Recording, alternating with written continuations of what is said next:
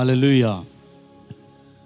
प्रभु की स्तुति हो, प्रभु का धन्यवाद हो आज के इस सुंदर दिन के लिए जो प्रभु ने हमारे बीच में दिया है। इसलिए मैं प्रभु का धन्यवाद करता हूँ। और सब जन जल्दी जल्दी अपना जगह में सेटल हो जाए, ठीक हो जाए, फ़ोन वगैरह देख ले अपना, है ना। किसी किसी का फ़ोन बहुत ईमानदार है और ठीक समय पर जब कोई पंच लाइन चलता रहता है उसी समय में फ़ोन बोलता है मैं यहाँ हूँ, तो फिर आपका भी थोड़ा डिस्ट्रैक्ट हो जाता है। तो इसलिए हम थोड़ा अपने आप को तैयार करें, अगल बगल वाले को पूछ ले कि भैया आपका फ़ोन तो ऑन नहीं है। मैं नहीं कहता कि स्विच ऑफ कर दो, लेकिन मैं कहता हूँ कि आप अपना फ़ोन साइलेंट कर दो, ताकि प्रभु का वचन के समय कोई भी तरह का दिक्कत, कोई भी तरह का परेशानी ना हो और हम सही रीति से परमेश्वर का वचन को क्या कर सके, सुन सके और उसको अपने जीवन में अपना सके। हालेलुया। क्योंकि पूरे सभा में ये एक ही एक ऐसा सेवा है जिसके द्वारा परमेश्वर हमको उसके स्वर्ग राज के लिए या उसके लिए हमारा जीवन को वो तैयार करता है। परमेश्वर का वचन जिन्होंने लिया अपने जीवन में, मैं सच मायने में बताता हूँ उनका जीवन धन्य है और वो प्रभु से प्रेम करने वाले लोग हैं और वो प्रभु से जुड़ने वाले और प्रभु में बढ़ने की आग्रह रखते हैं। इसलिए वे परमेश्वर के वचन में अपने आप को और ज़्यादा सीखने की मनसा या मन रखते हैं। और जब मैं रविवार के दिन आता हूँ, मेरे प्रभु से मेरा यही दुआ रहता है, प्रभु तेरा आत्मा के द्वारा अपने लोगों से आप बातें करना, क्योंकि मुझे नहीं मालूम किसके जीवन में क्या समस्याएं चल रही है, लेकिन मेरा शरीर ना बोले परंतु आपका आत्मा हमारे बीच में बातें करे। ये मेरा प्रार्थना हर समय से रहता है और इसी प्रार्थना के साथ मैं परमेश्वर के वचन को तैयारी में मैं बैठता हूँ, ताकि आप लोग जब आए परमेश्वर का वचन आपके जीवन को छुए और आपके जीवन के उन मुद्दों के बारे में बात करे जो शायद किसी ने बातचीत नहीं किया। दूसरा, अगर मैं भी कहीं जाता हूँ परमेश्वर के सेवकाई में, मान लीजिए वहाँ कोई प्रभु के दास अगर प्रचार कर रहे हैं, तो मेरे अंदर भी यही जिज्ञासा रहता है कि प्रभु जो तेरा दास बोल रहा है मेरे जीवन में भी उस वचन के द्वारा आप काम कीजिए। तो वचन हमारे जीवन में हमको बिल्ड करता है, बनाता है, हमको बढ़ाता है और मेरे या आपके ज़िंदगी को प्रभु के आशीषों में फैलाता है। हालेलुया। इसलिए वचन हमारे लिए बहुत और बहुत महत्वपूर्ण है मसीह जिंदगी में जीने के लिए। इसलिए आज का जो विषय है, जिसके बारे में या जिस भाग से मैं आपको बातें करना चाहता हूँ, वो आप लोग पहले से देख लिए हैं। इसलिए उससे हम निकालेंगे और उसे निकाल कर हम पढ़ेंगे मत्ती का किताब, उसका 11वां अध्याय और उसका 28 से लेकर उसका 30। और ध्यान से सुनिएगा, स्क्रीन लगाने का मतलब ये है कि सारे लोग वचन को स्क्रीन में देखें। हिंदी वाले लोग, बंगाली वाले लोग अपने बाइबल में खोल लीजिएगा, इंग्लिश वाले लोग अपने बाइबल में खोल लीजिएगा, लेकिन अगर हिंदी वाले हैं तो वो आप अपने बाइबल में वचन ना देखे परंतु कहाँ देखे, स्क्रीन में देखे। इसलिए ना स्क्रीन लगाए हैं। लेकिन आप अपने कॉपी में इस चीज को नोट कर दीजिएगा कि ये वचन संडे प्रचार किया गया था, ताकि आप घर जाके इसको और अच्छी तरह से अपने लिए आप उसको पढ़ सके। ठीक है, ताकि आप लोगों को प्रचार के बीच में आपका माइंड डिस्ट्रैक्ट ना हो, कई वचन चेंज करने में समय ना गुजरे। इसलिए ये सारे चीजों का तामझाम या इंतजाम किया गया है। जी हाँ, अभी हम पढ़ेंगे, आप बड़े ध्यान से सुनिए परमेश्वर का वचन क्या कहता है। मत्ती 11:28 से लेकर 30 वचन। हे सब परिश्रम करने वालों, हाँ, और बोझ से दबे हुए लोगों, बोझ से दबे हुए लोगों, मेरे पास आओ, मेरे पास आओ, मैं तुम्हें विश्राम दूंगा। हाँ, मेरा जुआ अपने ऊपर उठा लो, अपने ऊपर उठा लो और मुझसे सीखो, और मुझसे सीखो, क्योंकि मैं नम्र और मन में, क्योंकि मैं नम्र और मन में दीन हूँ, और तुम अपने मन में विश्राम पाओगे। हाँ, क्योंकि मेरा जुआ, यीशु कहता है क्योंकि मेरा जुआ सहज है और मेरा बोझ हल्का है। हल्का। सुनिए ध्यान से, मत्ती का किताब 11वां अध्याय 28 वचन से लेकर 30 वचन, हम इसको मुंह जुबानी याद करते हैं और मुंह जुबानी से बोलते रहते हैं। संडे स्कूल के बच्चे भी इसे याद करके गवाही के समय पे बोलता रहता है। तो यहाँ लिखा है, इसलिए इसे कभी कभी ना भी देखे फिर भी वो हमारे मन में वचन है। क्या है? हे सब परिश्रम करने वालों और बोझ से दबे हुए लोगों, मेरे पास आओ और मैं तुम्हें क्या दूंगा? विश्राम दूंगा।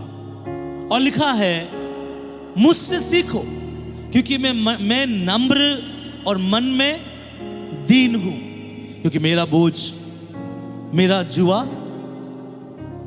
जुआ क्या लिखा है? मेरा जुआ सहज और मेरा बोझ हल्का है। हालेलुया। तो जब वचन आप देख लें, फिर आप स्क्रीन को ना देखें, फिर आप जो मैं इतना बढ़िया से सुबह कंगी वंगी करके कपड़ा वपड़ा पहन के आपके सामने आया हूं, तो इसलिए मेरी ओर ध्यान दें, ठीक है? ध्यान से सुने। परमेश्वर कहता है, हर उन व्यक्तियों से, हर उन लोगों से जो अपने आप को बहुत परिश्रमी महसूस करता है, जो अपने आप को बोझ के तले दबे हुए महसूस करता है, ये वचन उनके लिए नहीं है कि प्रभु कहता है तू बहुत हार्ड वर्क करता है, काम हम छोड़ के रिजाइन देकर मेरे पास आके बैठ। नहीं नहीं, काम हम मत छोड़िएगा।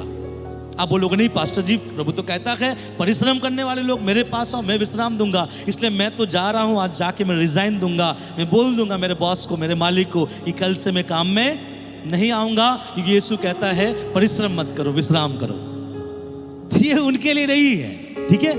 ये वो परिश्रम नहीं जो आप पसीने को क्या करते हो? बहाते हो। ये वो परिश्रम नहीं जो आप घर से सुबह निकलते हो ताकि आप अपने बच्चों के मुंह तक कुछ आहारों को आप ले आ सको, उनके तन के लिए कुछ कपड़े आप खरीद सको, अपने घर के लिए कुछ अच्छी चीजों का जुगाड़ कर सको। ये वो परिश्रम के बारे में नहीं कहता। बाइबल का परमेश्वर हर समय से परिश्रम करने वाले लोगों को आशीषित करने का वादा और दावा करने वाला परमेश्वर है। अगर ऐसा नहीं होता तो वो आदम के बगीचे में आदम और हवा को बनाने के बाद ये नहीं कहता कि हे आदम तू इसमें काम कर, क्योंकि प्रभु इस बात को जानता है कि बिना काम करे कोई व्यक्ति धन में उन्नति नहीं पा सकता। इसलिए यहाँ धन के बारे में मैं बातें नहीं कर रहा हूँ। ये आपका सेकुलर काम जो है, जो आप घर से बाहर हर दिन निकलते और काम करते हैं, ये उसके बारे में नहीं है मेरे प्रियो। यहाँ कहता है प्रभु का वचन, हे सब परिश्रम करने वालों और बोझ तले दबे हुए लोगों, क्या करो? मेरे पास आओ। क्यों प्रभु अपने पास बुला रहा है? प्रभु को क्या ऐसे आन पड़ी कि प्रभु ऐसे लोगों को अपने पास बुला रहा है? क्या कारण है कि प्रभु उसको अपने पास बुला रहा है? क्योंकि ये लोग बोझ में दबे हुए लोग हैं, ये लोग परिश्रम करने वाले लोग हैं। इसका मतलब ये नहीं कि सर से पसीना गिराता है, इसका मतलब ये है उनका दिल टूटा हुआ है। इसका मतलब ये है उनके परिवारों में दरारें हैं। इसका मतलब ये है शायद मियां बीबी के बीच में कोई अनबन सा चल रहा है, माँ के बच्चों के साथ कोई अनबन चल रहा है। पैसे आपके पास है, खाना पीना सब कुछ है, और जब आप कलीसिया में आते हैं, ये तो आपका क्या बोले, आप प्रभु को महिमा देने के लिए बोलते हो कि प्रभु ने मुझे ये पूरा सप्ताह संभाल के और बचा के रखा है। लेकिन फिर भी कहीं ना कहीं आपके अंदरूनी मन में, आपके दिमाग में, आपके सोच में आप कहीं ना कहीं पिस रहे हैं, कहीं ना कहीं आप घूम रहे हैं, और आप ऐसा हो चुके हैं मानो आप किसी बोझ तले क्या हो रहे हैं, दब के रह गए, और उसको आप किसी के साथ बांट नहीं पा रहे हैं, किसी के साथ बोल नहीं पा रहे हैं। बस अब इंतजार में बैठे हैं कि आसमान से परमेश्वर जिस दिन अनुग्रह करेगा, मैं उस दिन प्रभु के नाम के लिए बड़ा गवाही दूंगा। और ऐसे लोगों को परमेश्वर बुला रहा है। क्या बुला रहा है मालूम है? हे सब परिश्रम करने वालों और बोझ के तले दबे हुए लोगों, मेरे पास आओ। कुछ लोग बहुत परिश्रम करता है बोझ से निकलने के लिए, लेकिन यहां कुछ परिश्रम है जो उसको बोझ तले ले जा रहा है। क्या बोझ हो सकता है? आपके अंदरूनी कोई बीमारी के बारे में बात कर रहा है परमेश्वर। हो सकता है आपके जीवन में कई उधार हो चुका है, शायद इसके बारे में प्रभु बात कर रहा है। हो सकता है आपके रिश्तों के बारे में प्रभु बात कर रहा है। हो सकता है आपके अंदर बोझ है कि मैं जब यीशु में आया था, मेरा दुआ, मेरा प्रार्थना, मेरी आराधना कुछ अलग होता था, लेकिन आज मेरा जीवन वैसे अवस्था में नहीं है। हो सकता है प्रभु का वचन आपके अंदर ऐसा बोल रहा होगा, मेरा बेटा तेरा जिंदगी पहले मेरे साथ कैसा था, मैं तुझे दर्शनों से बात करता था, तेरे अंदर मेरा सामर्थ था, तेरे अंदर मेरा चंगाई का आत्मा मैंने दिया था, लेकिन आज वो चीज तू महसूस नहीं करता है और तू अंदर ही अंदर बोझ तले दबा हुआ है। परिश्रम कर रहा है लेकिन परिश्रम का कोई फल आपको दिखाई नहीं दे रहा है। मैं एक बात बताऊं, ये जो लोग परिश्रम कर रहे हैं, ये जो लोग बोझ तले दबे हुए हैं, क्यों ये लोग परिश्रम कर रहे हैं और फल नहीं मिल रहा है? क्यों ये बोझ तले दबे हुए हैं? क्यों इतना चिंतित है? क्यों इतना परेशान है? क्योंकि एक आंसर यहां है कि वो खुदा के पास नहीं है, इसलिए तो खुदा उसको बोल रहा है मेरे पास आओ।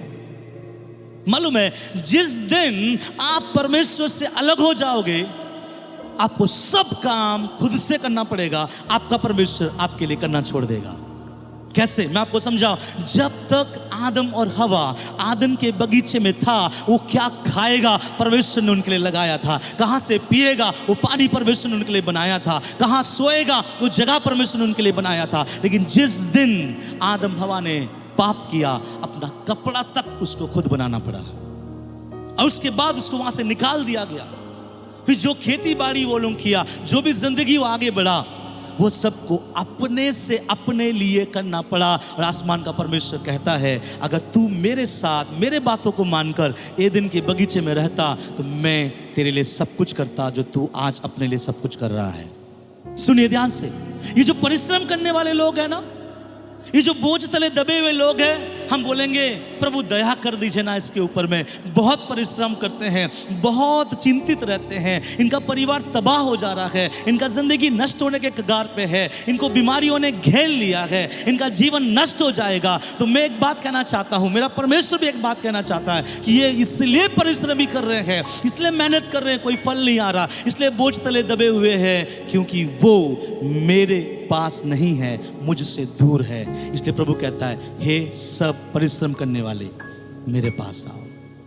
क्योंकि जब आप प्रभु के पास रहते हैं तब परमेश्वर आपके जीवन में अनुग्रह करेगा। एक सवाल है, उसके बाद मैं आगे बढ़ना चाहूंगा। आप में से कितने जन जब आप दुनिया में काम करते हैं, खुशी से हर दिन काम में जाते हैं, या बहुत दबाव, बहुत बोझ के साथ काम में जाते हैं? ये काम नहीं करना पड़ता तो बहुत अच्छा होता। ऐसे कुछ लोग हैं।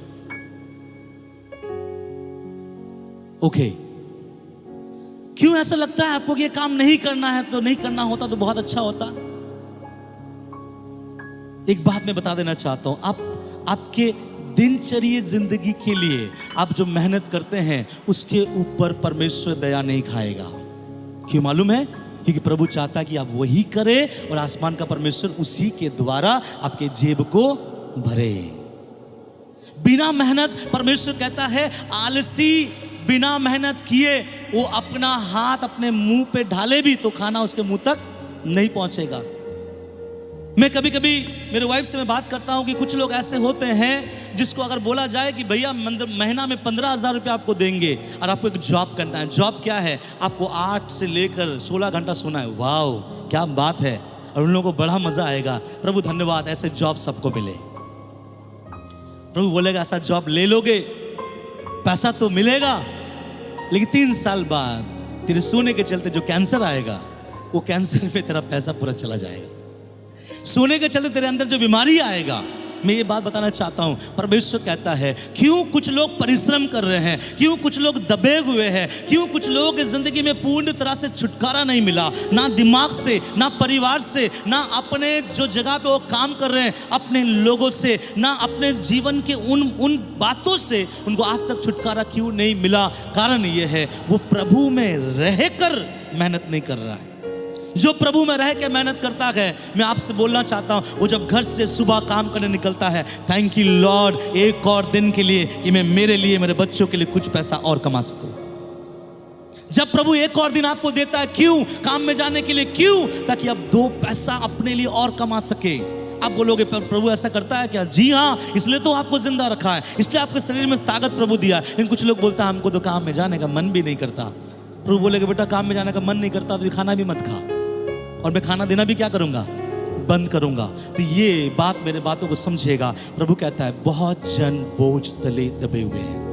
हमारे कलीसिया में ये वचन किसके लिए है मुझे नहीं पता, लेकिन आप में से बहुत कोई ऐसे होंगे जिसके अंदर एक बोझ है और उस बोझ से छुटकारा प्रभु आपको अभी तक नहीं मिला। अब प्रभु देना चाहता है, लेकिन प्रभु एक बात बोलना चाहता है, मेरे पास आओ और मैं देखो तुम्हारे बोझों को हटाकर, परिश्रम को हटाकर क्या दूंगा? तुमको विश्राम दूंगा। विश्राम का मतलब होता है रेस्ट, विश्राम का मतलब होता है शांति। लेकिन जब आप विश्राम पाने के लिए सोचते हैं, विश्राम पाना सबको अच्छा लगता है, लेकिन जब विश्राम के बारे में बात करते हैं, मैं एक वचन आपको पढ़ाना चाहता हूं ताकि आप समझिएगा। जब हम विश्राम के बारे में बात करते हैं, मालूम है बाइबल का परमेश्वर एक बात कहता है, क्या?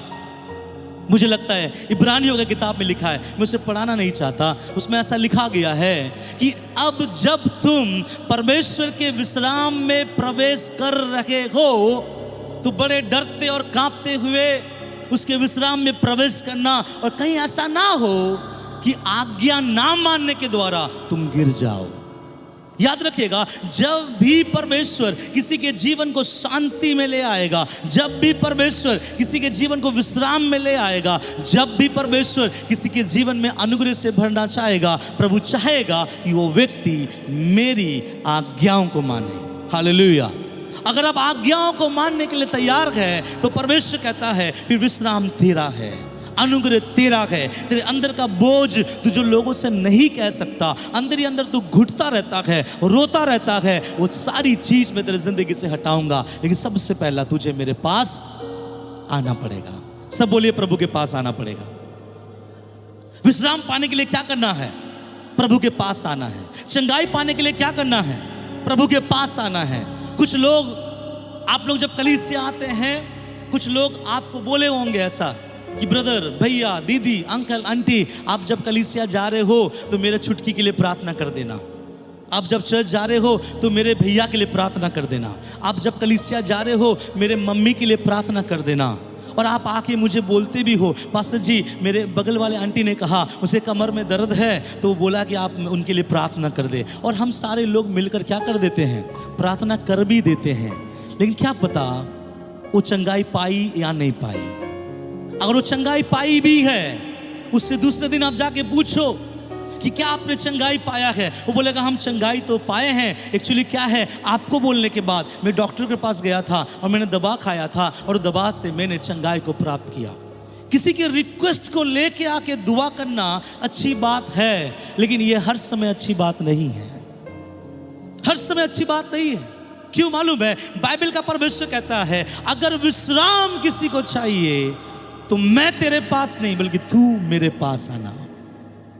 जब हमको कहीं जाना होता है, हम जाते हैं, उसको अपने घर में नहीं बुला सकते, हमको वहां तक जाना पड़ेगा। और कलीसिया एक ऐसे जगह है जहां परमेश्वर अपने लोगों के लिए भलाई करने के लिए उतरता है, और जो वहां आता है परमेश्वर वहां काम करता है। लेकिन कुछ लोग बोलते हैं कि नहीं, परमेश्वर के लिए आप लोग मेरे लिए प्रार्थना कर दो, प्रभु आपको चंगाई देगा। तो हम लोग करते भी, हर प्रभु लोगों को जीवन में चंगाई देता भी है। लेकिन मालूम है बाइबल में कई लोग हैं कि वो इसलिए अपने जीवन में अद्भुत काम को करके देख पाए क्योंकि वो प्रभु के पास आए थे। कौन कौन था मैं आपको बताना चाहता हूँ। एक बार प्रभु यीशु मसीह एक आराधनालय में गया और उस आराधनालय में एक स्त्री आई, एक औरत आई जो 18 साल से, बाइबल बताती है वो क्या थी, कुबड़ी अवस्था में थी। वो झुक कर आती थी और झुक कर चली जाती थी। लेकिन उस दिन भी वो कलीसिया आई, इसलिए नहीं छोड़ी कि मेरा पीठ में कुबड़पन है, आज मैं नहीं जाऊंगी। इतना हालत खराब होने के बावजूद जब वो परमेश्वर की उपस्थिति में आता है, यीशु कहता है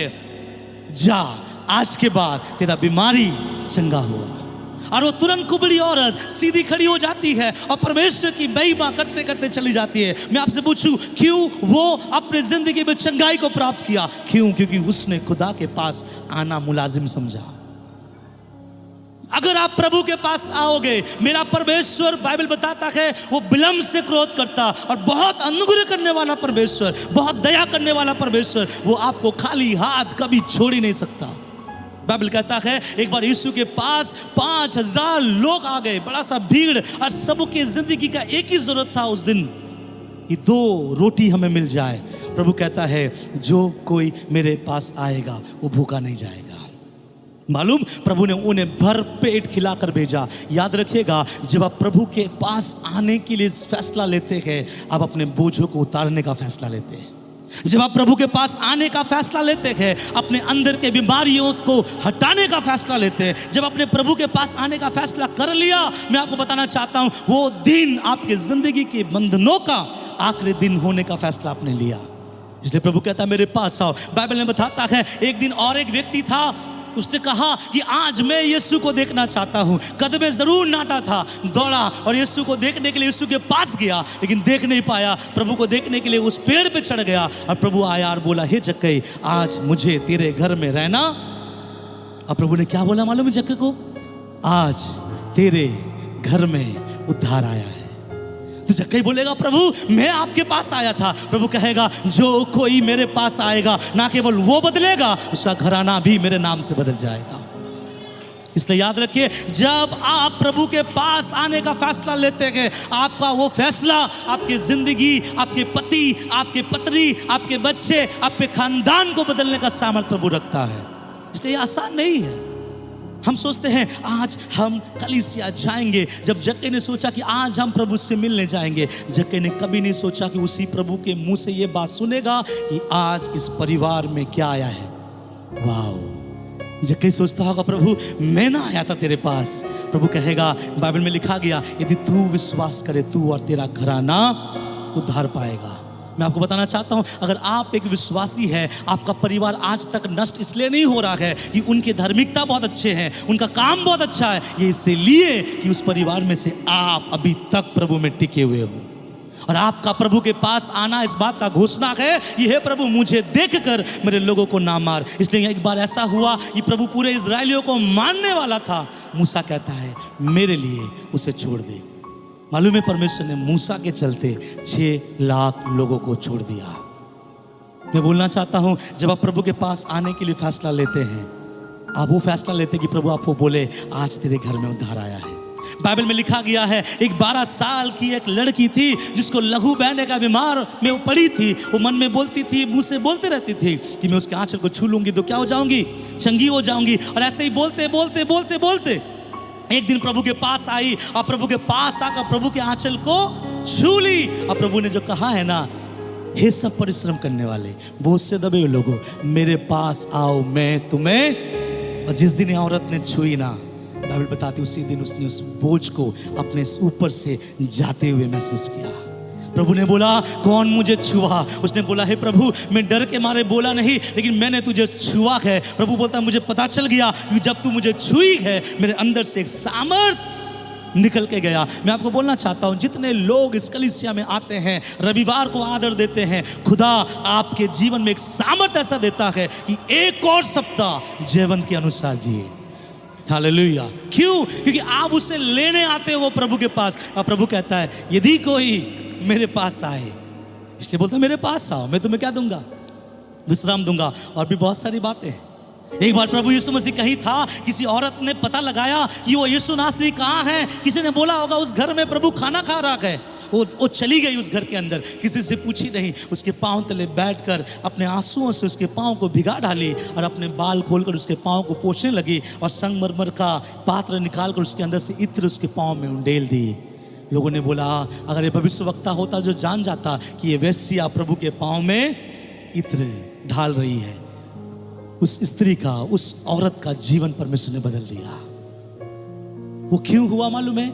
जिस दिन उसने सोचा मैं प्रभु के पास जाऊंगी, उसने ये निर्णय जब लिया, उसके जिंदगी के बंधनों का आखिरी दिन था। जिस दिन जक्कई ने सोचा मैं प्रभु के पास जाऊंगा और प्रभु को देखूंगा, उसके जिंदगी के छुटकारे का वो एक पहला दिन उसके लिए प्रभु ने खड़ा किया। इसलिए याद रखिए, प्रभु कहता है, अगर तुम में से कोई भी अगर विश्राम पाना चाहता है तो मेरे पास आओ। किसके पास आओ? मेरे पास आओ। कुछ लोग प्रभु के पास आना पसंद नहीं करते हैं। कुछ लोग अपने काम को प्रभु के काम से बड़ा मानते हैं। कुछ लोग अपने काम को प्रभु के काम से बहुत इतना बड़ा मानना शुरू हो जाते हैं और इतना बिजी हो जाते हैं और सब समय एक ही बात अपने मुंह से कहता है, मैं बिजी हूँ, मैं बिजी हूँ, मैं बिजी हूँ। और आसमान का परमेश्वर भी उससे कुछ नहीं कहता। क्यों? बिजी व्यक्तियों से परमेश्वर कुछ बोलेगा नहीं। आप चर्च आओ या ना आओ, परमेश्वर का कोई आता जाता नहीं है। आप चर्च आओ ना आओ, आपका बहुत कुछ आएगा जाएगा। जैसे प्रभु का वचन कहता है, मेरे पास आओ, मैं क्या दूंगा? विश्राम दूंगा। मैंने आपसे पहले कहा, जब आप विश्राम पाओगे आपको कुछ चीज़ों की करने की आवश्यकता है, कुछ आज्ञाओं को मानने की आवश्यकता है। मैं कुछ बातें आपको बताऊंगा जो आपके जीवन में होना बहुत ज़रूरी है, और वो क्या है मैं आपको बताना चाहता हूँ। अब आगे बढ़िए और निकाल के पढ़िए उसको, क्या लिखा गया फिर से। मेरा जुआ अपने ऊपर उठा लो, अपने ऊपर उठा लो। सब बोले हालेलुया। हालेलुया। किसका जुआ? देखिए, बहुत कोई जब कलीसिया आता है, बहुत कोई जब प्रभु के पास आता है, इस कलीसिया में भी शायद ऐसे बैठने वाले लोग होंगे जिसके अंदर में ये बातें चल रही होगी कि मैं प्रभु के पास जाऊंगी तो प्रभु मेरे जीवन में अनुग्रह करेगा, मैं प्रभु के पास जाऊंगा तो प्रभु मेरा बीमारियों को दूर करेगा, मैं प्रभु के पास जाऊंगा तो मेरा गुप्त रोगों को प्रभु ने हटा देगा, मैं प्रभु के पास जाऊंगा मेरे लिए बंद दरवाजाएं खुल जाएगी। लेकिन प्रभु कहता है, जी हाँ, इसलिए तो मैंने बुलाया कि हे सब परिश्रम करने वालों, मेरे पास आओ। लेकिन जब आप प्रभु के पास जाते हो ना, दौड़ दौड़ के, प्रभु मैं आ गया, बताओ मुझे विश्राम दो, तो प्रभु कहेगा, बेटा विश्राम के लिए तुझे कुछ बातों की करने की आवश्यकता है, और उसमें से सबसे पहला बात है, क्या तू मेरा जुआ अपने ऊपर लेगा? क्या बोलता है प्रभु? क्या तू मेरा जुआ अपने ऊपर लेगा? मैं आपको बताना चाहता हूं, प्रभु ये नहीं कहता कि मेरा जुआ अपने ऊपर लेना ही पड़ेगा। नहीं नहीं नहीं नहीं, मेरा प्रभु कहता है, क्या तू लेगा? हालेलुया। इसका मतलब प्रभु कमांड नहीं कर रहा है, प्रभु आदेश दे रहा है। आदेश नहीं, प्रभु आपको बोल रहा है, चॉइस इज योर, आपका चुनाव है। क्या तू मेरा जुआ अपने ऊपर लेगा? किसका जुआ? यीशु का जुआ। किसके ऊपर? आपके ऊपर। क्योंकि कोई भी व्यक्ति यीशु का जुआ अपने ऊपर लिए बिना विश्राम और बोझ से बाहर नहीं आ सकता। ये कोई म्यूजिशियंस या क्या बोलेंगे, जादूगरी वाला जगह नहीं है कि यहां से ऐसा किया तो कबूतर निकल के बाहर आ गया, यहां से ऐसा किया तो बत्ती जल गया। नहीं, यहां पे प्रभु कहता है, अगर विश्राम चाहिए, जीवन में शांति चाहिए, जीवन में अनुग्रह चाहिए, जीवन में चंगाई चाहिए, तो हे मेरा बेटा, हे मेरी बेटी, क्या तू मेरा जुआ अपने ऊपर लेगा?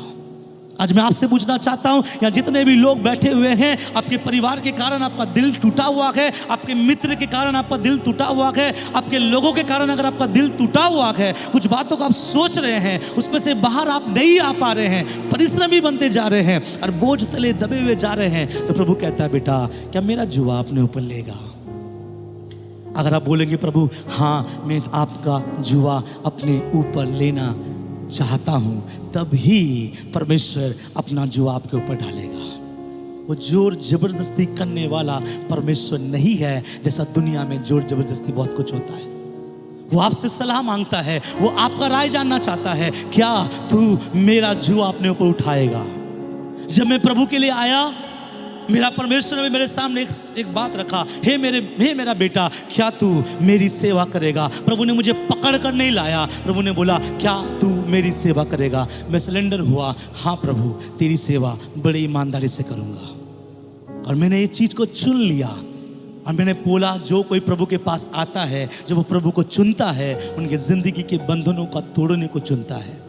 तो यहाँ पे प्रभु कहता है, क्या तू मेरा जुआ अपने ऊपर लेगा? मैं आपको बोलना चाहता हूँ, हमारे बीच में ऐसे कितने लोग हैं जो अपने दिल में बोझ लेकर चल रहे हैं, बहुत सारी चीज़ों का, मेरे घर का, मेरे नौकरियों का, मेरे रिश्ते का, मेरे आने वाले मेरे फ्यूचर का, इस तरह का बोझ अगर आप अपने जीवन में लेके चल रहे हैं, तो प्रभु एक बात पूछ रहा है, क्या तू मेरा जुआ लेगा? अगर आप बोलते, प्रभु मैं आपका जुआ लूंगा, तब मैं आपको जुआ के बारे बताऊंगा कि वो जुआ क्या है। हालेलुया। ध्यान से सुनेगा, प्रभु ने क्या कहा, मेरा जुआ। क्या प्रभु? फिर से बोलिए। प्रभु कहता है मेरा जुआ। प्रभु फिर से बोलिए, मेरा जुआ। मतलब क्या प्रभु? जो मैं लिया हूं वही मैं चाहता हूं कि तू भी ले। जो मेरे कांधे पर है मैं चाहता हूं कि वो तेरे कांधे पर है। इसका मतलब क्या प्रभु? इसका मतलब ये मेरा बेटा, ये जो जुआ तू रहेगा उसके दूसरी ओर हर वक्त मैं तेरे साथ खड़ा रहूंगा। प्रभु एक ऐसा जुआ देता है। सुनिएगा, जुआ का मतलब क्या है? जब दो बैलों के ऊपर उसके कांधे पे रखा गया एक लकड़ी होता है जिससे हल जोता जाता है, और जुआ एक बैल पर नहीं 2 बैलों पर रखा जाता है। प्रभु कहता है वो पहला मैं हूंगा और मैं चाहता हूं कि क्या दूसरा तू लेगा। हालेलुया। एक गीत ऐसा है ना, जिंदगी के, मेरे साथ गाइए, इस सफर में चलता हूँ मैं दर बदर। आगे कहता है, क्योंकि यीशु मेरे संग है। आगे, हाँ वो यीशु मेरा हम सफर। का मतलब क्या है? जब मैं प्रभु का जुआ अपने ऊपर लेता हूँ, कठिनाई मुश्किल जब आता है, प्रभु कहता है बगल से, मैं हूँ तेरे साथ। हालेलुया। जब आपके अंदर बीमारियों का जब घर बनता है, आपके अंदर जब डर लगता है, जब शैतान आपको फाड़ने के लिए, जब शैतान आपको भटकाने के लिए कोशिश करता है, आप थोड़ा नजर उठा के देखिए, उस तरफ में आपका खुदा उसी जुए के बगल में खड़ा है। यह है जुआ। और लोगों को मालूम होना चाहिए, जब हम प्रभु का जुआ ले रहे हैं, मेरा खुदा मेरे जुए के दूसरे और मेरे लिए खड़ा है। मैं गीत क्यों गाया? क्योंकि यीशु मेरे संग है। जिंदगी के सफर में वो कभी आपका हाथ नहीं छोड़ेगा। लेकिन हाँ, वो दिखता नहीं है, लेकिन जो विश्वास करता है उसके लिए दिखाने वाला काम वो करके दिखाता है। हालेलुया। जब कभी कभी मेरे अंदर कुछ चीज़ों का डर आता है ना, तो मैं अपना आंख बंद करता हूँ और मैं सोचता हूँ, मैं क्यों डरूं जब मेरे पीछे सामर्थी परमेश्वर अपना दोनों हाथ बढ़ाए मेरे लिए खड़ा है। हालेलुया। और ये सोचना है हम लोगों को हर वक्त, ये हे प्रभु मैंने किसका जुआ लिया है। प्रभु कहता क्या तू मेरा जुआ लेगा? हम बोलते हाँ प्रभु मैं मेरा तेरा जुआ लेना चाहता हूँ। और प्रभु का जुआ मतलब एक तरफ मैं और एक तरफ मेरा खुदा। जब आप कठिनाइयों के बीच में गुजरते हो ना, हम लोग बोलते हैं ना कभी कभी, प्रभु क्या आपको दिखाई नहीं देता? प्रभु कहता है बेटा मैं तो हूँ तेरे साथ और मैं देख भी रहा हूँ, लेकिन मैं चाहता हूँ कि तुम मुझसे मत कहे कि तू दिखाई नहीं देता। मैं सब देख रहा हूँ और सब कुछ मैं तेरे साथ, मैं भी तो सह रहा हूँ। हालेलुया। वो ऐसा खुदा नहीं जो गद्दी पर बैठे और आपको नीचे सुलाए, वो ऐसा परमेश्वर है, वो कहता है तू भी मेरे साथ मेरे समान शासन करेगा। ये ऐसा परमेश्वर है और हम उसके ऊपर या उसके प्रभु कहता है मेरा जुआ अपने ऊपर उठा ले। जब आप प्रभु का जुआ अपने ऊपर उठाते हैं, क्या है ये जुआ? मैं कुछ बातें आपको बताऊं। फिलिपियों उसका 2 अध्याय, फिलिपियों की पत्री उसका 2 अध्याय और उसका 12 वचन निकाल के पढ़े। फिलिपियों का किताब उसका 2 अध्याय और उसका 12 वचन निकाल के पढ़े कि उसमें क्या कहता है। पढ़िएगा। इसलिए है मेरे प्रियो, इसलिए है मेरे प्रियो, जिस प्रकार तुम सदा से आज्ञा मानते आए हो, वैसे ही अब भी ना केवल मेरे साथ रहते हुए पर विशेष करके अब मेरे दूर रहने पर भी डरते हाँ और कांपते हुए हाँ अपने उद्धार का कार्य अपने उद्धार का कार्य पूरा करते जाओ। सब बोलिए हमको हमारा उद्धार का काम पूरा करते रहना है।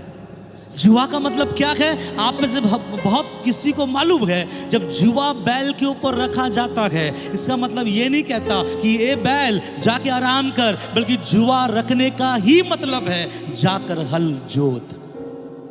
तो जब यीशु हमारे ऊपर जुआ रखा है, यीशु कहता है बेटा मैं तेरे साथ तेरे बगल में हूं, लेकिन चल हम दोनों मिलकर कुछ काम करते हैं। क्या काम? आप बोलोगे प्रभु क्या काम? प्रभु कहेगा तेरे उद्धार के लिए तुझे कुछ काम करने की आवश्यकता है। कुछ लोग क्या होता है मालूम है, जब बपतिस्मा ले लेता है उसके बाद अपने आत्मिक जीवन के बारे में निश्चिंत हो जाते हैं। सोचता है एक स्पेशल पास आसमान से मिल गया, अब मैं दुआ करूं या ना करूं, चर्च जाऊं या ना जाऊं, परमेश्वर आसमान से मेरे लिए है और मुझे आशीषित करेगा। प्रभु कहता है नहीं, वो जुआ बैठने नहीं देता, वो जुआ काम करवाता है। और जुआ क्या काम करवाता है? प्रभु कहता है चल ना हम खेत जोते हैं। खेत जोतने का मतलब समझते हैं आप? वो जमीन जो आज फसल नहीं दिखाई दे रही है, वो जमीन जो आज मरुभूमि के जैसा दिखाई दे रहा है, वो जमीन जहां अन्न का एक बीज नहीं है, प्रभु कहता है चल हम दोनों मिलकर जमीन जोतते हैं और एक दिन उसमें फल आएगा और एक दिन वो फसल बढ़ता हुआ दिखेगा और जब फसल बढ़ेगा तो बहुत ताई से आशीषित हो जाएगा। ये प्रभु हमारे साथ ये हल जोतना चाहता है। हालेलुया। इसलिए प्रभु बोल रहा है अपना मेरा जुआ अपने ऊपर क्या करो, ले लो। आगे प्रभु और क्या कहता है, ओला वचन मत छोड़िएगा जो की वचन है। आगे क्या लिखा गया कि मेरा जुआ अपने ऊपर उठा लो और मुझसे सीखो, और मुझसे सीखो। सब बोलिए मुझसे सीखो। मुझसे सीखो। किससे सीखो? मुझसे सीखो। किससे सीखो? अरे थोड़ा आवाज में बोलिए ना। हाँ, हम जाएंगे खाएंगे घर में, लेकिन जो खा के आए कम से वो तो निकाले। कुछ लोग नहीं खा के भी आए होंगे शायद, आज प्रभु बोझ है इसलिए। तो मैं बोलना चाह रहा हूं, प्रभु का वचन कहता है पहला तो मेरा जुआ अपने ऊपर उठा लो। दूसरा, अगर तुझे विश्राम चाहिए, ध्यान से सुनिए, दूसरा अगर तुझे विश्राम चाहिए तो तुझे क्या करने की आवश्यकता है? सीखने की आवश्यकता है। सब बोलिए सीखने की आवश्यकता है। क्या करने की आवश्यकता है? किससे सीखने की आवश्यकता है? यहां क्या लिखा है? मुझसे सीखो। देखिए प्रभु ने यहां ये नहीं बोला मेरे वचनों से सीखो, प्रभु ने बोला डायरेक्टली मुझसे सीखो। कहां ढूंढोगे आप प्रभु को? बताइए कहां मिलेगा प्रभु?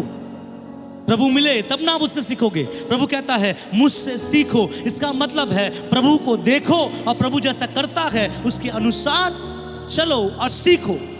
कुछ बातें मैं आपको बताऊंगा, आपको समझ में आएगा। एग्जाम्पल के तौर से आप सीखने का जब बात आता है, इस चीज को लीजिएगा विश्वासी अपने जीवन में। कुछ लोग सोचता है मसीह जिंदगी मतलब रविवार का जिंदगी, और रविवार जो प्रभु का दास प्रचार करेगा वो पूरा सप्ताह मुझे भरपेट रखेगा। मैं बोलूंगा हाँ पूरा सप्ताह आपको भरपेट रखेगा, लेकिन मेरे भाई, मेरे बहन, मेरे अंकल, मेरे आंटी, आपको मेरे साथ भी एक वायदा करना पड़ेगा। चलिए, जैसा आप सप्ताह में एक दिन मसीह आहार लेते हैं, आत्मिक आहार लेते हैं, आज के बाद आप सप्ताह में एक दिन शारीरिक आहार भी लेकर पूरा सप्ताह चल के दिखाइए। रविवार को भरपेट खाइए, सोमवार से लेकर शनिवार तक कुछ मत खाइए। आप बोलिएगा कि मैं रविवार खा चुका हूं तो मुझे बाकी सप्ताह में, बाकी दिन मुझे खाने की आवश्यकता नहीं है। आपका शरीर जवाब देगा, आपके टखने हिलने शुरू हो जाएंगे, आपका शरीर कंपेगा, क्योंकि आप अपने अंदर जो मिनरल्स चाहिए, जो प्रोटीन चाहिए, जो भी सामग्री चाहिए, आपने अपने अंदर नहीं डाला। फिर हम कैसे बोल सकते हैं कि रविवार का आहार पूरा सप्ताह हमें सामर्थ्य बना के रखेगा? अगर ये बोलते हैं तो मैं कुछ बातें आपको बताऊं तब आपको समझ में आएगा। लॉजिकली समझिएगा।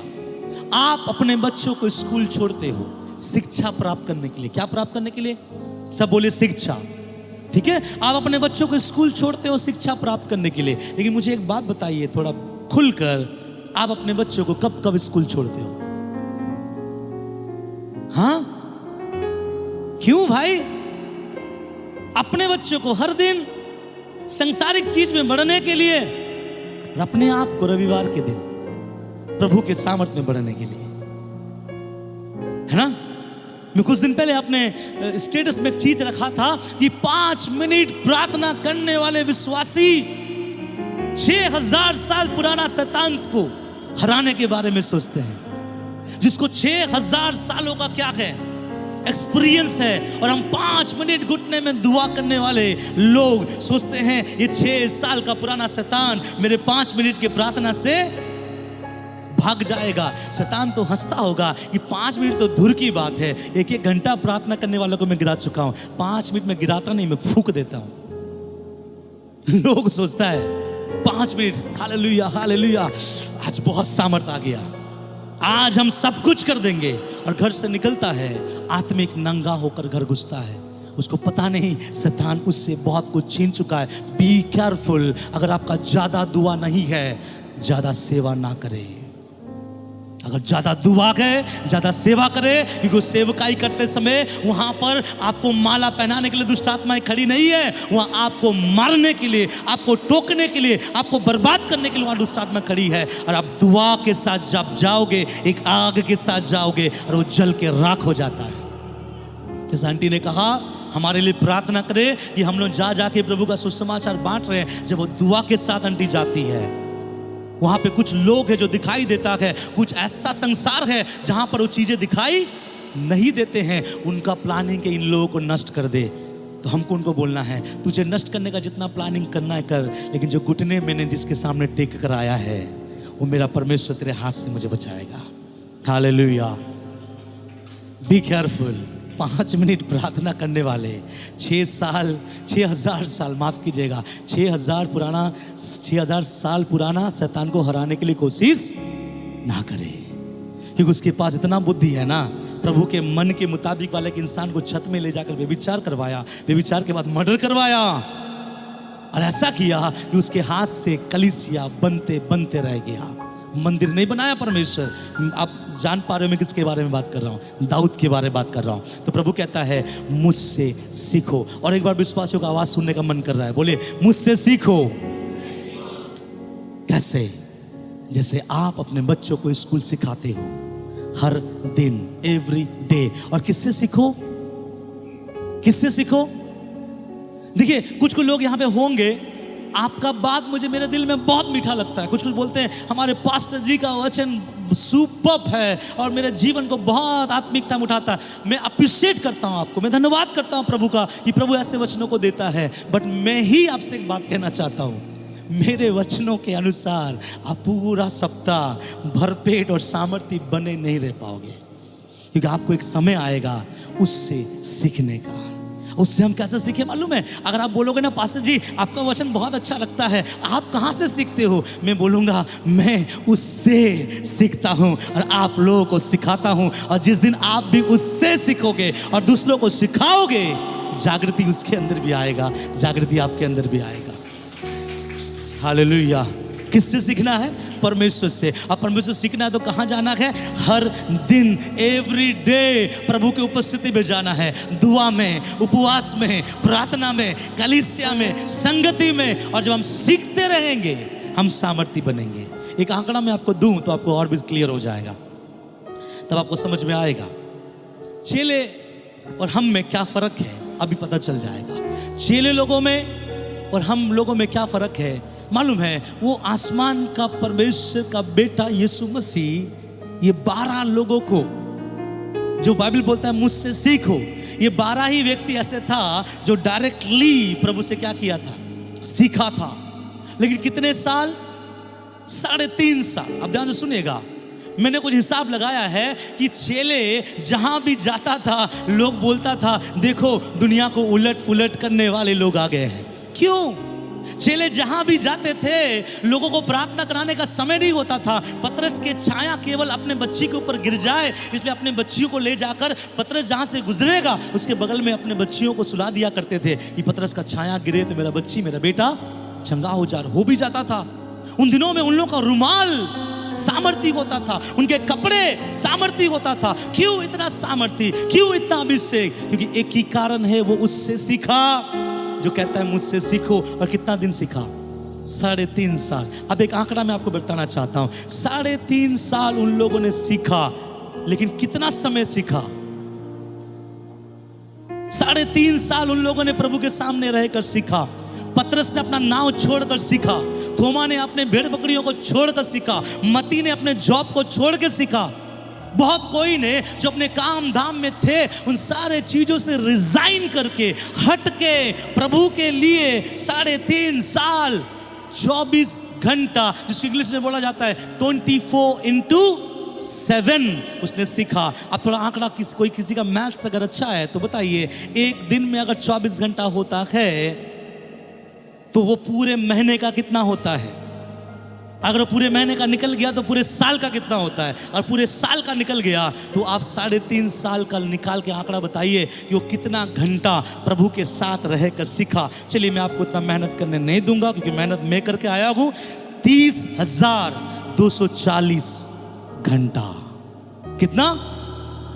30,240 घंटा प्रभु के सामने सीख के आने वाले के परछाई में चंगाई नहीं होगा तो क्या होगा? उन लोगों को लोग क्यों नहीं कहेगा देखो दुनिया को पलटने वाले आ गए? क्यों पतरस जब कहता था कि तू अभी चल और फिर चलने लगता था? क्योंकि वो प्रभु से डायरेक्ट 24 घंटा सीखता था। कितना मैंने बताया? 30,240 घंटा सीखा। चलिए, आप में से कोई 5 साल, कोई 6 साल, कोई 7 साल विश्वासी होंगे, लेकिन मैं आप लोगों का गिनती भी चेलों के हिसाब से 3.5 साल के लेता हूं। आप 3.5 साल के अंदर कितना सीखते हैं? एक मिनिमम एवरेज में अगर आपको बताऊं, आप संडे आते हैं और 3 घंटा, 2.5 घंटा एवरेज पकड़ लेते हैं, आप 3 घंटा बैठते हैं। इसका मतलब आप पूरे महीना में 4 संडे अगर आता है तो 6 कितना हो गया? 12 घंटा बैठते हैं। तो पूरा साल में कितना होगा? अगर पूरा साल को अगर हम पूरा 3.5 साल ले तो मैं करके रखा हूं 504 घंटा।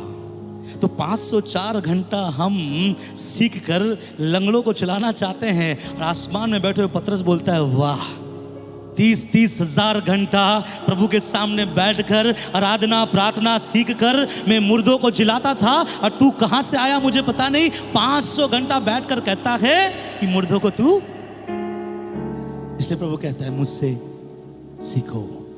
सीखने का कोई समय नहीं है। इसलिए बाइबल में लिखा गया है, भजन संगीता 1 उसके 2 वचन में ऐसा लिखा गया है। क्या लिखा गया मालूम है? वो पुरुष यहोवा की व्यवस्था से प्रसन्न होता और रात दिन उस पे। अरे पुरुष काम नहीं करता क्या? यहां बाइबल बताता है रात दिन उस पे ध्यान करता रहता है। क्यों? कि उस पुरुष को पता चल गया सामर्थ परमेश्वर के वचन पे अध्ययन करने से होता है। हालेलुया। इसलिए मैं बताना चाहूंगा, जब बाइबल बोलता है मुझसे सीखो, मैं आप लोगों का हाथ उठवाना नहीं चाहूंगा, लेकिन मैं फिर भी मैं पूछूंगा, कितने लोग मेरे संडे के प्रचार पे निर्भर है? क्योंकि वचन यूट्यूब में भी जाएगा। कितने लोग केवल इंतजार में रहता है, पास्टर संजय का वचन आएगा, हम सुनेंगे और मेरा जीवन आशीषों में क्या हो जाएगा? भर जाएगा। भैया मैं संडे खिलाता हूँ, मंडे में नहीं खिलाता, बुधवार में नहीं खिलाता। तो पास्टर जी बुधवार मंडे से लेके शनिवार कौन खिलाएगा? हम बोलें खिलाने वाला तो ऊपर बैठा है, अगर थाली लेके जाओगे तो जरूर खिलाएगा। तो हमारा काम क्या मालूम है? संडे आप मुझसे सुनो, लेकिन मंडे से आप लग जाओ उस प्रभु के सामने और आप प्रभु से सीखो। प्रभु के पास जाओ, सीखो।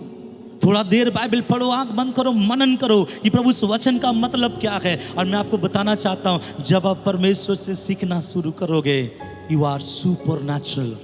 आप अलौकिक बन जाओगे, आप सामर्थी बन जाओगे। आपके दुआ में, आपके बोलियों में, आपके देखने में, आपके सोचने में आप सामर्थी हो जाओगे। क्यों मालूम है? क्योंकि आपको सिखाने वाला डायरेक्ट इसका हेडमास्टर सिखा रहा है आसमान से। मौका तो दो, उस प्रभु के पास मौका तो दो। हालेलुया। इसलिए जरूर अपने पास्टर से सीखे, जरूर यूट्यूब देख के सीखे, जरूर बहुत लोगों का प्रचार सुनकर जरूर सीखना चाहिए, लेकिन उसको छोड़ देंगे जो इस कॉलेज का हेडमास्टर है। कौन है वो? आपको मालूम है? जब क्लास टीचर आता है स्टूडेंट नहीं डरता उतना, लेकिन जब हेड टीचर आता है, जब हेडमास्टर आता है, स्टूडेंट सब क्या होता है। और बहुत जगह में ऐसा सुनने में आता है कि हेडमास्टर जब सिखाता है ना, सुपर्ब सिखाता है। अरे भैया सुपर्ब सिखाएगा क्योंकि वो कौन है? तो मैं बोलना चाहता हूं, किससे सीखो? अभी आपको समझ आ रहा है क्यों विश्राम हम नहीं पाते, क्यों अनुग्रह नहीं पाते, क्यों हमारे जीवन में वो चीज जो हमको चाहिए हम प्रभु से नहीं पाते? क्योंकि प्रभु कहता है बेटा तुम अभी तक सीखे नहीं हो, मुझसे सीखो। कितना? 504 घंटा नहीं, कितना घंटा? 30,000। अंकल को याद आ गया, 30,200। मैं सच बताता हूं, आप अगर मैं अब झूठ नहीं कहता आपको, ये यहाँ से बनाया हुआ पलाव मैं नहीं फेंक रहा हूँ। जो इस वचन पे अपने आप को दिया ना, परमेश्वर उसको आज तारों के समान चमक रहा है। जब वो कहता है, मैं ऐसा बोलता हूँ, 6 घंटा प्रार्थना करने वाला, सुनिए, 3 घंटा प्रार्थना करने वाला 2 घंटा वाले के पास जाके बोलता है ये कर वो कर, लेकिन वो 3 घंटा प्रार्थना करने वाला 6 घंटा प्रार्थना करने वाले के पास बैठ के क्या करता है? सुनता है। लेकिन 12 घंटा प्रार्थना करने वाले के पास कौन सुनता है? 6 घंटा वाले। तो आप कितने घंटे वाले हैं? आप डिसाइड करें। तो किससे सीखो? भूल गए? किससे सीखो? परमेश्वर से सीखो। चलिए आप आगे बढ़ते हैं। क्या लिखा गया? क्योंकि मैं नम्र और मन में दीन हूं। बस सब बोलिए, क्योंकि मैं, अगर है तो बोलिएगा, नम्र और मन में दीन हूं। मैंने पहले कहा है तो बोलिएगा। प्रभु कहता है, मैं नहीं कह रहा, ये प्रभु कहता है, मुझसे सीखो, मुझे देखो, मुझे निहारो। और जब तुम मुझे देखोगे, तुम मुझे निहारोगे और तुम मुझसे जब सीखोगे, सबसे पहले तुम दो बातें मुझसे सीखोगे। और ये दो बातें क्या मालूम है? क्योंकि मैं मन में क्या हूं? नम्र और दीन हूं। जब मैं पढ़ रहा था, मैं ये समझ नहीं पाया कि प्रभु विश्राम देने के बीच में ये नम्रता और दीनता कहां से आ गया। आप तो बोल रहे थे कि मेरे पास आओ, मैं तुम्हें क्या दूंगा? विश्राम दूंगा। तो विश्राम दे दो ना। आपका जुआ तो उठा लिए, आपसे सीख भी रहे हैं, फिर आपको ये शब्द उठाने की क्या जरूरत थी कि आपने एक भी कह दिया मुझसे सीखो? क्योंकि मेरे पास जो क्वालिफिकेशन है वो किसका है? नम्रता और दीनता का। ध्यान से सुनिए, आप किस डॉक्टर के पास अपने बच्चों का इलाज करवाओगे? वो जो झोला लेकर दूसरे डॉक्टर के पास 3 दिन बैठकर सीखा उस डॉक्टर के पास, या फिर जो पैसे खर्च करके 5 साल मेडिकल कॉलेज में पढ़कर MBBS पास होकर वहां से सर्टिफिकेट लाया? आप बताइए किस डॉक्टर के पास आप अपने बच्चों का इलाज करवाओगे? मेडिकल कॉलेज, ठीक है। तो प्रभु कहता है, मेरे बात ध्यान सुनेगा, जब हम कहीं जाते हैं ना, हम पहले देखते हैं उसके ऊपर में क्या लिखा गया। वहां पे लिखा रहता है MBBS कॉल कंसल्टेंसी। आप कभी ध्यान दिए? आप बोले नहीं तो पास्टर जी आप बोल रहे, पहली बार पता चल रहा है। कभी भी कोई डॉक्टर के पास जाइएगा, उसके बोर्ड को देखिएगा, जिसके पास मैं आया हूं है कौन? कोई झोला छाप तो नहीं है। नहीं तो पता चला कि आपके मांस में इंजेक्शन देने की जगह आपके नस में दे दिया और नस अंदर का फट चुका और आपका हाथ फूल रहा है। डॉक्टर कहेगा चोट लगा होगा इसलिए फूला होगा, और आने वाले दिनों में वो कुछ और में बदल जाएगा। इसलिए अपने डॉक्टर को ध्यान दीजिए। सुनिए, प्रभु कहता है, मैं जो सिखा रहा हूं, मैं जो तुमको बता रहा हूं, मैं तुमको सिखा रहा हूं, मेरा क्वालिफिकेशन क्या है मालूम है? प्रभु ने बोला मेरा क्वालिफिकेशन, मेरे पास 2 डिग्री है, और 2 डिग्री का नाम क्या है? नम्रता और दीनता। एक बात बताऊं, कई लोगों के जीवन से बोझ, कई लोगों के जीवन से परिश्रम, कई लोगों के जीवन से बंधन, कई लोगों के जीवन से कमी, कई लोगों के जीवन से घटी, जो उनके जीवन से जाने का नाम नहीं ले रहा है। क्यों पता है? क्योंकि शायद उनके जीवन में नम्रता और दीनता का कमी है। एक बात मैं आपको बताऊं, आप थोड़ा होश आपका उड़ जाएगा। कोई मुझे बता पाएगा ये नम्रता और दीनता के बदली में एक स्वभाव आता है, नम्रता और दीनता के बदली में आने वाला स्वभाव का नाम क्या है? नम्रता और दीनता के बदली में जो स्वभाव आता है, ऑपोजिट, उसका नाम क्या है? घमंड। नम्रता के विपरीत जो शब्द आता क्या है? यह है नम्रता, यह है घमंड। मैं एक बात आपको बताना चाहता हूं, क्यों प्रभु बोल रहा है मालूम है? मतलब प्रभु यह बताना चाह रहा है, जब तू मेरा जुआ अपने ऊपर लिया, नंबर 1। दूसरा, तू मुझसे सीख रहा है, बहुत अच्छी बात है, लेकिन मुझसे सीखने से पहले एक बात जान ले। सबसे पहले ये बात सीख कि मैं अपने मन में क्या हूं? नम्र और दीन हूं। इसका मतलब प्रभु बताना चाह रहा है, अगर विश्राम चाहिए, अगर स्वस्थ होना है, अगर जीवन बदलना है, परिस्थितियों को चेंज करना है, तो तू भी क्या कर? नम्र और दीन बन। अगर नम्र और दीन नहीं है तो आप घमंडी है, आप प्राउडी है, ठीक है। कुछ लोग मुंह पे तो नहीं कहता कि हम मटन छोड़ के कुछ नहीं खाते, लेकिन चिकन वाले के सामने मन में तो बोलता भैया हम तो मटन छोड़ के कुछ नहीं खाते। ये अच्छी बात है मटन खाना, लेकिन लोगों के सामने ये बोलना कि हम मटन छोड़कर कुछ भी नहीं खाते। घमंड एक ऐसा रोग है, आप सुनोगे आप तंग रह जाओगे। ये आपका शरीर का किया हुआ पाप नहीं है, ये आपकी आत्मा में बसने वाला पाप है। कौन सा पाप? घमंड। घमंड शारीरिक पाप नहीं है, कभी सोचे आप लोग? वो आपके शरीर में आने वाला पाप नहीं है, क्योंकि अगर आसमान में लूसीफर के अंदर घमंड था तो लूसीफर के जीवन में शरीर नहीं था, वो आत्मा में था। आत्मा में रह कर उसके अंदर क्या आया? घमंड आया। इसका मतलब ये है, घमंड शरीर का बंधन नहीं, घमंड आपके आत्मा का बंधन है। इसीलिए आपका आत्मा, नीचे में प्रभु बोलता है, तुम अपने मन में क्या पाओगे? तो आपका मन में क्या बसा हुआ है?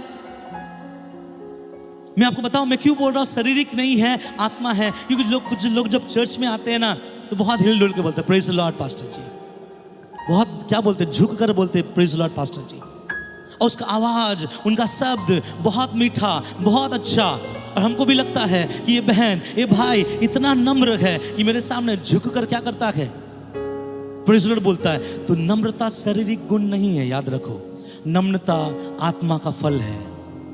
नम्रता आत्मा का फल है तो घमंड जो है आत्मा का पाप है। इसलिए नम्रता अगर किसी के जिंदगी में नहीं है, उसके जिंदगी में विश्राम का आना बहुत मुश्किल है। उसके जिंदगी से उसके बोझों का हटना बहुत मुश्किल है। ध्यान से सुनिएगा, एक व्यक्ति दौड़ता हुआ यीशु के पास आया। सोने वाले बोले hallelujah, praise the Lord, thank you.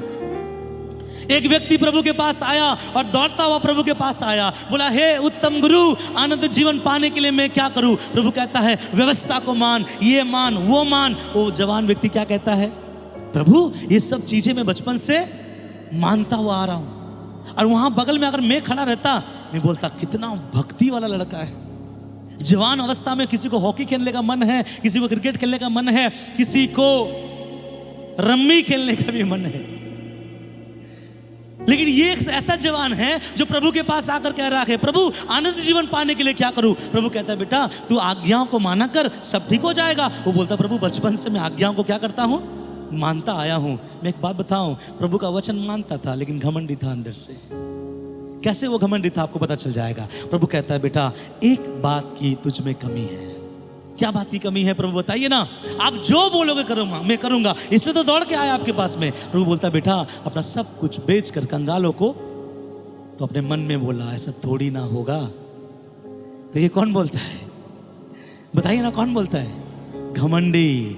और घमंड के कारण दुनिया को सृष्टि करने वाला यीशु जब जीवन बांट रहा था, बेचारा ये ले नहीं पाया कि उसका घमंड उसको रोक दिया। कुछ लोग कलीसिया में आते हैं और बोलता है आज पास्टर ने क्या प्रचार किया मुझे नहीं मालूम, लेकिन बगल वाला व्यक्ति कल रात जो 3 घंटा गाली दे रहा था किसी और को, एक एक गाली का शब्द आपको याद है।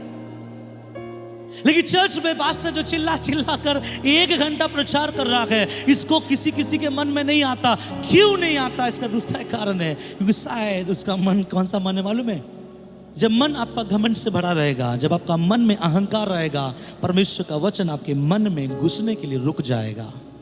इसलिए प्रभु का वचन कहता है बेटा नम्र बन और दीन बन, क्योंकि नम्रता और दीनता नहीं होने के कारण मैंने मेरे हाथ की एक सृष्टि जो बहुत सुंदर दिखता था, जो मेरा आराधना करता था, जो मेरे साथ जीवन बिताता था, उसको मैंने स्वर्ग से नीचे गिरा दिया। इसलिए मैं चाहता हूं कि तुम लोग जो मेरे हाथ का सृष्टि, मिट्टी से मैंने तुझे बनाया है, तेरे नथनों में अपना जीवन का श्वास फूका है, मैं तुमसे एक उम्मीद करता हूं कि अपने आत्मा में क्या रख, नम्रता और दीनता ले आ। ये प्रभु कहता है मैं मन में नम्र और दीन हूं। और आगे क्या लिखा है, तुम अपने मन में विश्राम पाओगे। सब बोलिए मैं मन में विश्राम पाऊंगा। एक्चुअली विश्राम कहाँ मिलना चाहिए? एक्चुअली लोगों को विश्राम कहाँ चाहिए? मन में। सच बता रहा हूं, आपको बहुत धन मिल जाएगा ना, आपको विश्राम नहीं आएगा। याद रखिएगा, यहाँ से बहुत सारे लोग बैठे हुए हमारे कलीसिया में जो अपने हाथों में लाखों लाख रुपया गिने होंगे। भाई मनुष्य तो गिनता ही है, हर दिन गिनता है, बहुत स्पीड गिनता है वो। उससे आप पूछिएगा क्या इतना धन जब किसी के पास होता है, क्या धन जीवन के बोझों को हटाता है? नहीं। क्या अच्छा घर हमारे बोझों को हटाता है? नहीं। बड़े बड़े पैसे वाले लोग सुसाइड कर रहे हैं, फांसी लगा रहे हैं, जहर खा रहे हैं। अरे उनके पास क्या चीजों की कमी है? अगर आप उससे अगर मरने से पहले पूछ लेते ना क्या चीज का कमी है, भाई लाखों रुपया तो है, सब कुछ तो है, लेकिन पता नहीं मेरे मन में एक बड़ा सा एक बोझ लग रहा है। हालेलुया। एक घटना मुझे याद आ रहा है, एक प्रभु का दास है जिसका नाम है पीजी वर्गीस। वो टाटा में आ रहे हैं तो पीजी वर्गीस के बारे में ऐसा बोलता है, एक बार किसी ने एक औरत को दर्शन दिया रात में। ध्यान से सुनिए, किसी ने दर्शन दिया, दर्शन देकर बोला तेरे बेटी को उठाना सुबह और उठाकर उसे गंगा में बहा देना, तेरे जिंदगी में शांति आ जाएगी, तेरे जिंदगी में मुक्ति आ जाएगी। उसने रात के उस दर्शनों को देखकर सच में अपनी छोटी सी बेटी को सुबह गंगा किनारे लाया और गंगा किनारे लाकर क्या कर दिया? बहा दिया। और बहा कर 10-15 मिनट ही हुआ था, अब ये रो रही है कि क्या हो गया, मैं क्या कर दिया, मेरा छोटा सा नन्हा सा बेटी को मैं इस पानी में बहा दिया। और इतने में वहाँ पे प्रभु का दास पीजी वर्गीस आ जाता है और पीजी वर्गीस आकर बोलता है, क्या बात है बहन, आप रो रही हो? उसने कहा, मैंने अपने बेटी को यहाँ पे डुबाया है शांति के तलाश में, कि किसी ने मुझे रात में दर्शन देकर कहा कि अपने बेटी को गंगा में बहा। कि प्रभु के दास ने उसको बताया कि शांति कोई दर्शन में देने वाली बात नहीं है, आसमान का परमेश्वर कहता है मेरा बेटा शांति का राजकुमार है, और जो उस पर विश्वास करेगा वो उसको वो शांति से भर देगा। मालूम है क्या हुआ? ये औरत फूट फूट कर रोने लगी, इतना रोने लगी। ये सच्चा घटना है कि काश आप 15 मिनट मेरे सामने हो पहले आते, मेरा छोटा सा नन्हा सा बच्चा को मैं पानी में नहीं बहाता। आपको मालूम है, जैसे मैं ये प्रचार खत्म करते करते कितने लोग अपने आप को उस क्या बोलेंगे उस हैंगिंग में, जो रस्सी में लटका रहे होंगे, कितने लोग जहर खा रहे होंगे, कितने लोग अपने आप को मार रहे होंगे, केवल इस कारण कि उसके बोझ, उसका परिश्रम सहने से बाहर है। इसलिए मेरा आसमान का परमेश्वर कहता है, क्यों तंग हो रहे हो, क्यों परेशान हो रहे हो? क्योंकि मेरा बोझ, मेरा जुआ सहज और मेरा बोझ हल्का है। कम नियर टू मी, मेरे पास आओ, मैं तुम्हें क्या दूंगा? विश्राम दूंगा।